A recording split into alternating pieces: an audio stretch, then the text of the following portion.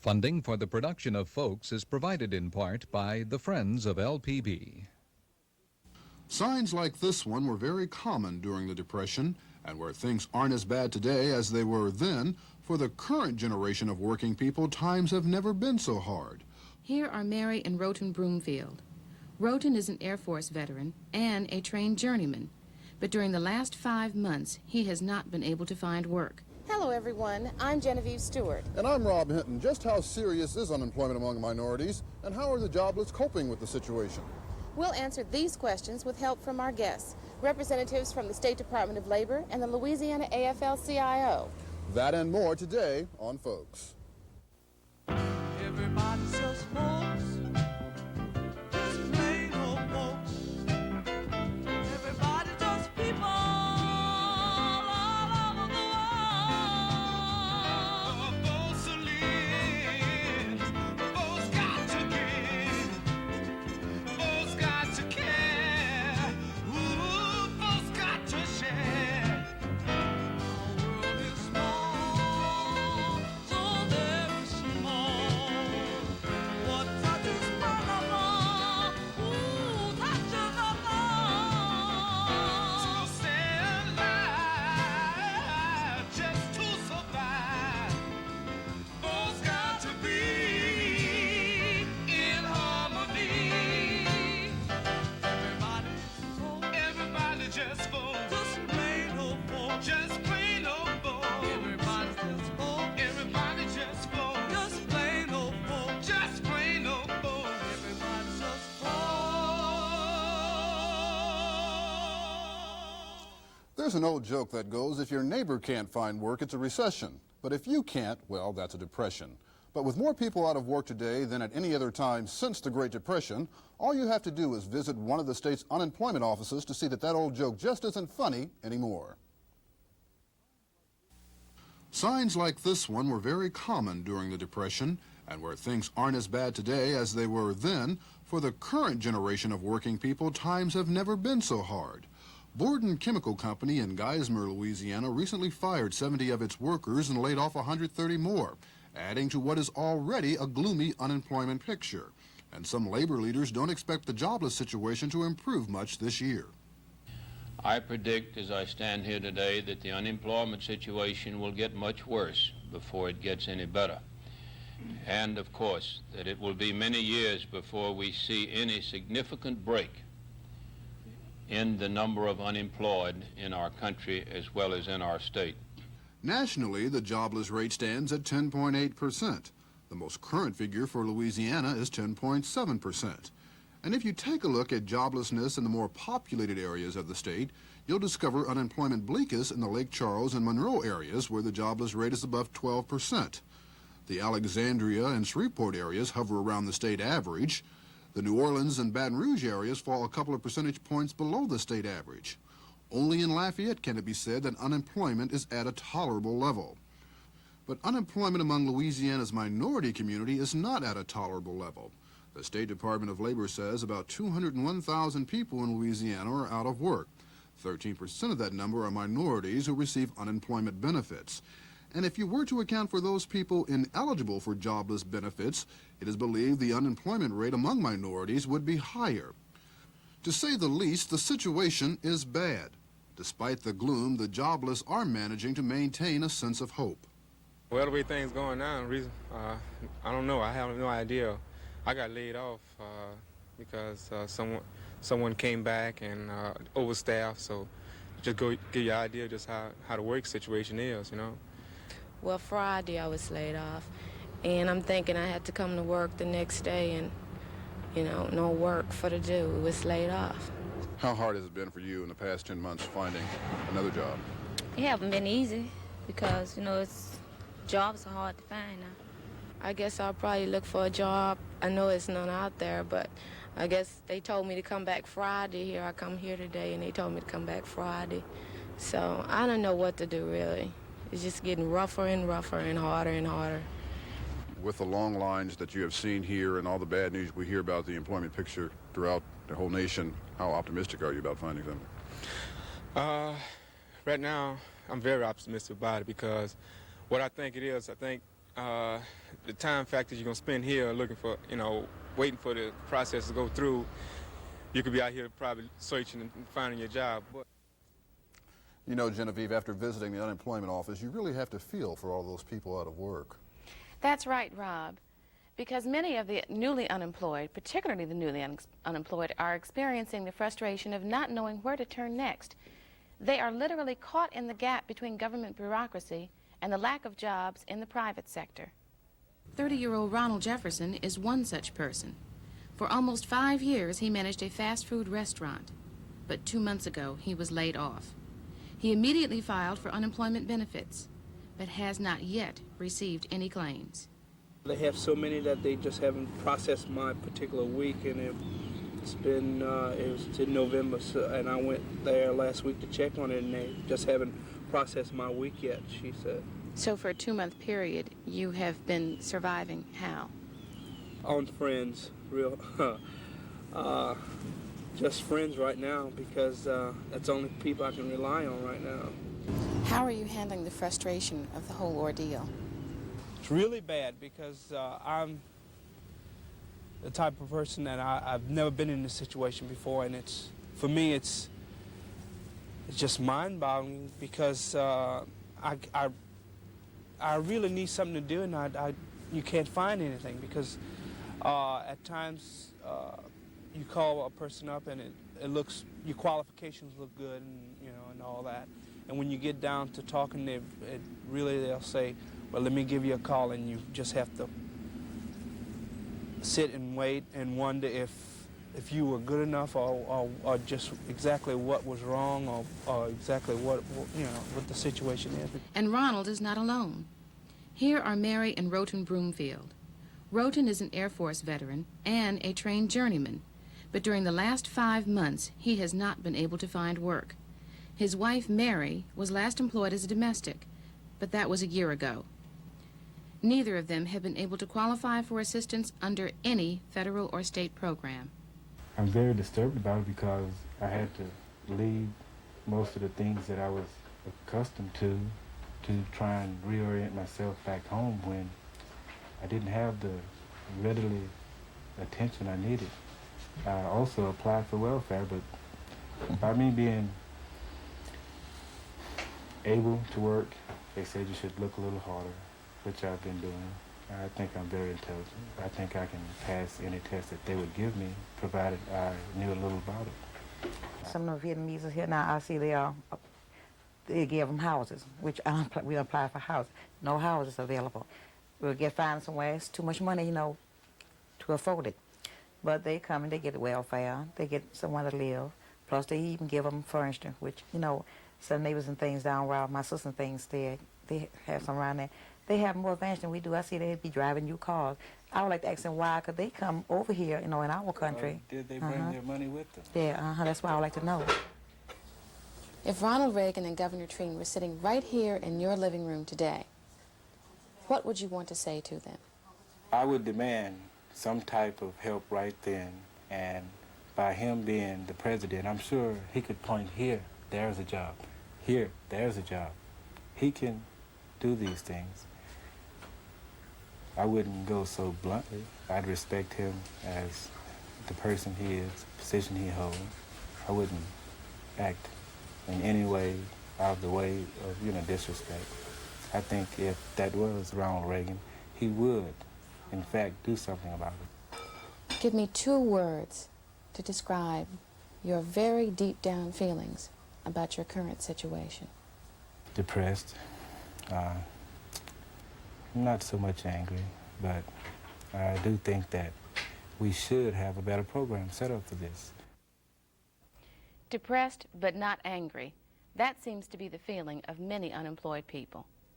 You're probably right, Genevieve, but I'm sure our guests will know for sure. We have with us today Lowry Lacy from the State Department of Labor and State Representative Richard Turnley of Baton Rouge. He is also president of the Legislative Black Caucus. We heard one of the people in the unemployment line say that it's tougher and tougher, harder and harder to find work. We read about it, hear about it every day. Just yesterday, I saw where about hundreds of people had lined up for about 25 jobs at a local store. There was a similar situation last week in Shreveport. I guess of the four of us sitting here, you are the probably the closest to the employment and unemployment picture. Exactly what is it among here in Louisiana, particularly among minorities? Well, we find that I can give you a little idea about our applicant file, which is the people that register with us and stay active with us looking for work. And right now we have a total of 115,727, and of that we have 47,205 that are minorities. We find that the occupational breakout in the larger areas is with your construction, your crafts, also your clerical workers, and related, and then your services. Those are the three major things that we find where people are registering for work with us. And this is, I can give you a little bit of a breakout as far as in construction, for instance, we have 22,168 registered, and of that we have 7,672 that are minorities.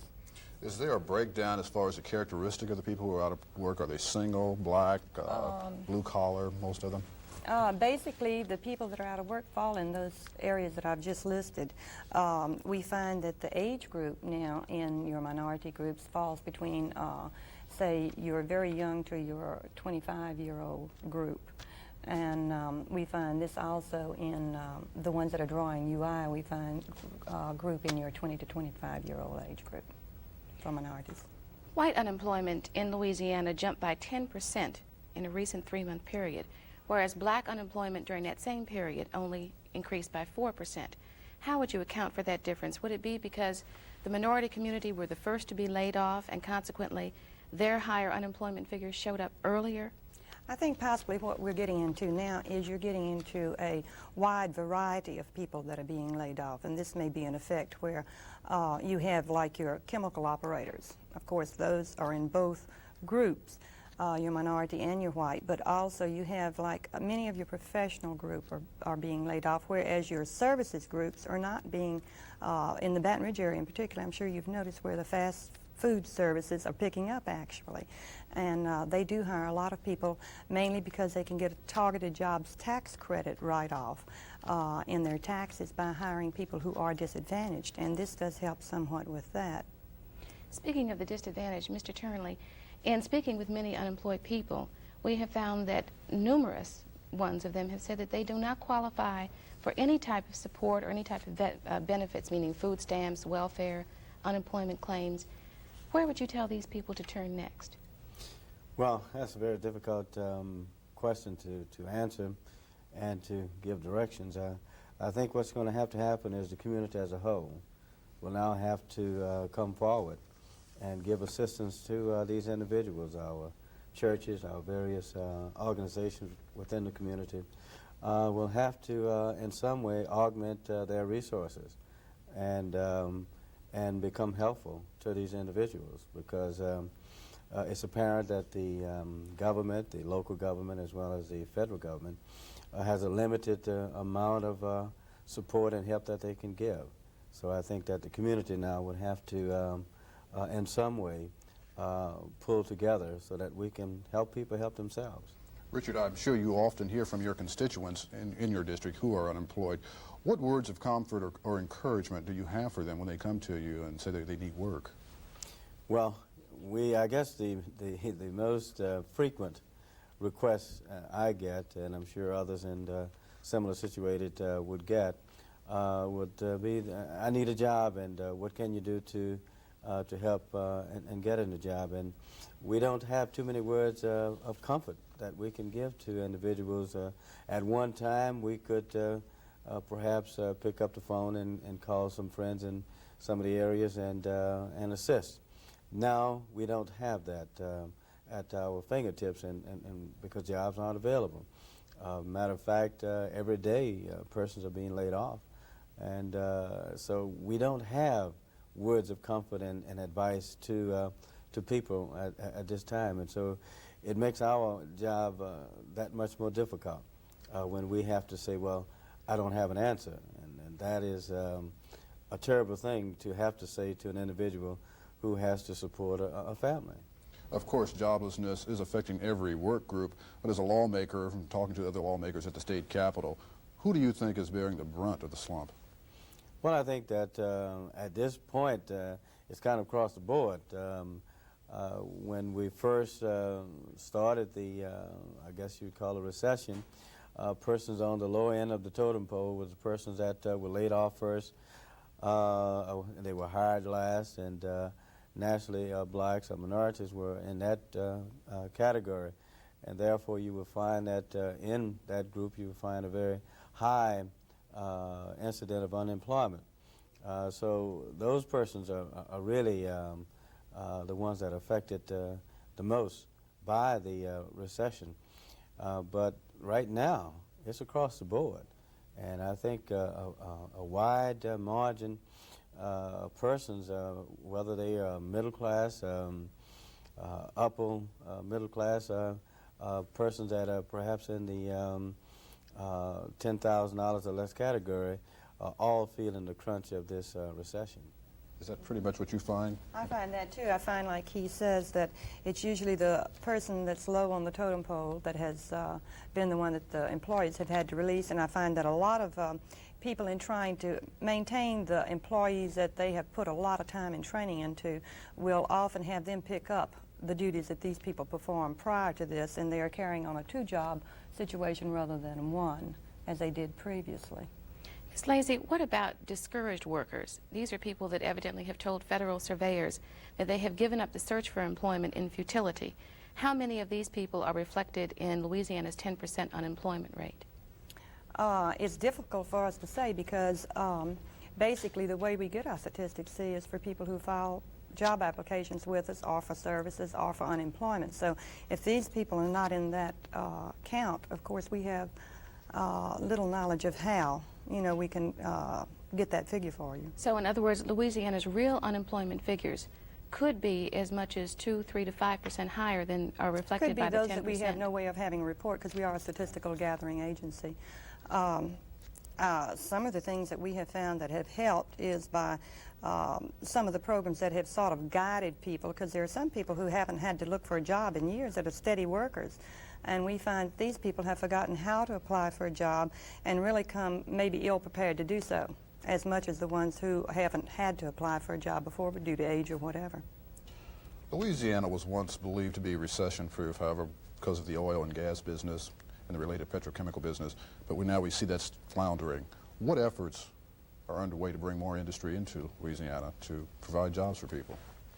Well, if you have listened very recently to the governor and others, there is a move to try to bring in job intensity type of businesses in order to kind of make up for what we're losing as far as the gas and petrochemical company operation. I think the real problem that we have had is has been caused by the cost of oil and gas that we have no control over. And of course, with the policies with regards to the national administration, I think an unequal portion of the burden has been placed on those persons who can ill afford to carry that burden. And so therefore, I think this is what caused the problem to be as acute as it is, especially when we are increasing our expenditures with regards to national defense and reducing the type of social programs that could soften the impact of the unemployment situation that we have. I noticed that on the national scene we have enacted a 5 cents gas tax, hopefully to build the roads and bridges of our country, putting people back to work. I think it's a drop in the bucket. I don't think it's enough. We need to do more of that. Here in the state of Louisiana, we are now dealing with unemployment compensation and workers' compensation, trying to in some way bring those particular problems into line. But I do think that we have to create the kind of climate in our state so that we can induce businesses that will hire people to come into our state, and we will be trying to do this, this year. Let me direct this question to the both of you. We hear from Washington that recovery is just around the corner, but as the job situation improving? Is it staying the same, or is it going to get worse as 1983 proceeds? Well, from where I sit, I find that, for instance, when one of the chemical plants is laying off and they have, say, a nice volume of people, a large volume of people that they're laying off, about that time we will hear of a new store or new businesses opening, and we go out and we gather that. So it seems like where one is laying off, we're trying to bring in other businesses in this area. I know that our department has worked closely with Commerce and Industry, and we also work very closely with the Chamber of Commerce's, in that they will give us listings of new businesses so that we can contact them and call on them. And I think, like Mr. Turnley says, that we need to try to get more of that type industry in here to offset the people that are going out of the petroleum industry, because 2 to 1, those people will have to be retrained. What about you? I think it's going to be some time before we see any meaningful change in our situation and condition. I think that the policies on the national level would have to change in order to really do something with the proposed and upcoming national deficit. That's part of our problem. I think that reduction in expenditures with regards to defense could help to do that.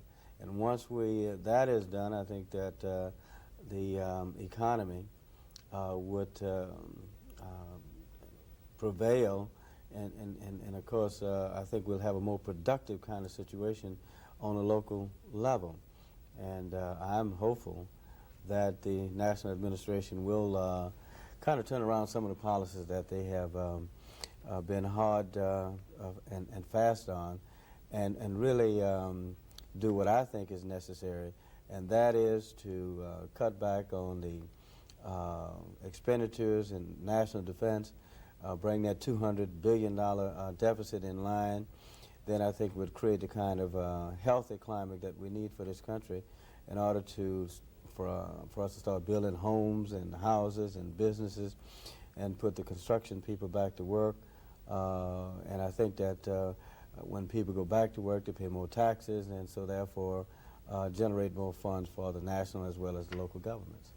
But one of President Reagan's newest proposals, evidently, in order to bring his deficit in line, is going to be to cut $1.4 billion effective October 1st from the food stamp and child nutrition programs.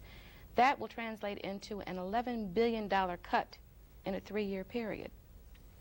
Well, that may be true, but it also would reduce the amount of money that these persons will spend. You know, you can take it out of one hand and put it in another one, and you really haven't made any progress. I think that's the wrong way of doing it. We're spending billions and billions of dollars, giving it to foreign countries that for the most part don't like us and could care less about what we do for them, and they aren't allies of ours once we give it.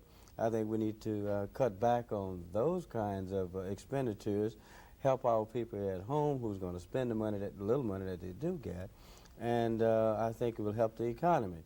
But to cut back on food stamps from people who have very little now, what's going to happen to those individuals? Where are they going to eat? You know, they have no jobs. That was going to be my next question to you. Well, yeah, they have no jobs. They cannot, we're going to have to do something. We spend millions of dollars giving it to foreign countries to help those persons who are hungry.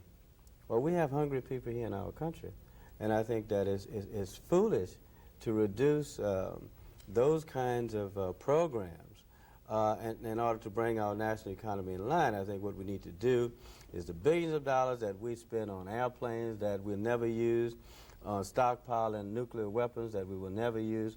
We have enough weapons now to destroy this world 5 times. And we're still building weapons to do the same thing, to accomplish the same mission.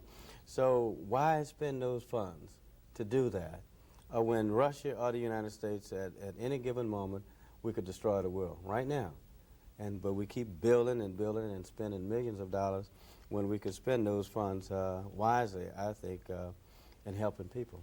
Mrs. Lacy, are there any state federal programs designed to provide job training for the economic disadvantaged and the poor and the underemployed? Well, of course, we have the governor's 4% discretionary funds, and we have used that. That does not say help the large volume that you have now, but it does in part give some hope for some of the people. For instance, the loans to the small minority business group. That's a good thing to have because this helps to get someone started in business and in turn employs some of the minorities to work in this business.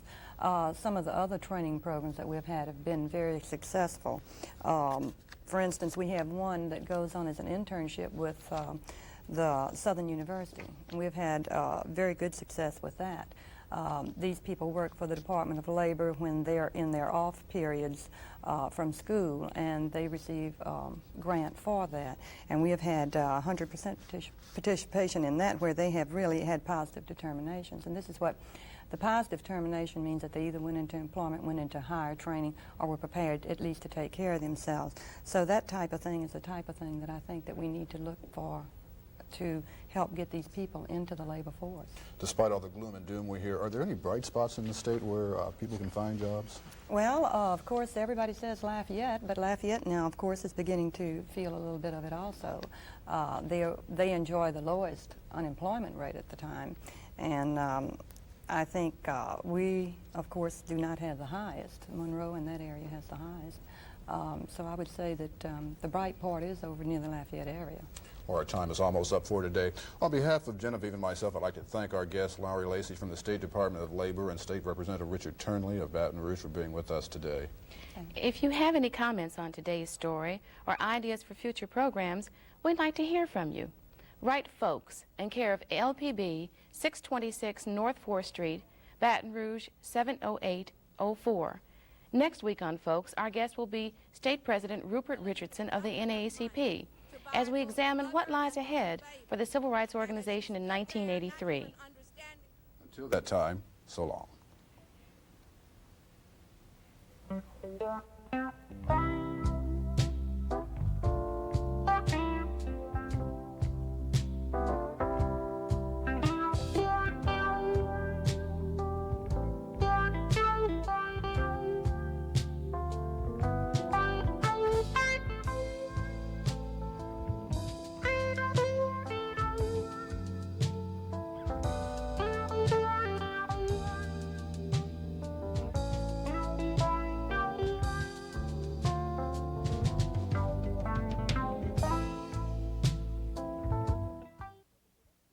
Funding for the production of Folks is provided in part by the Friends of LPB.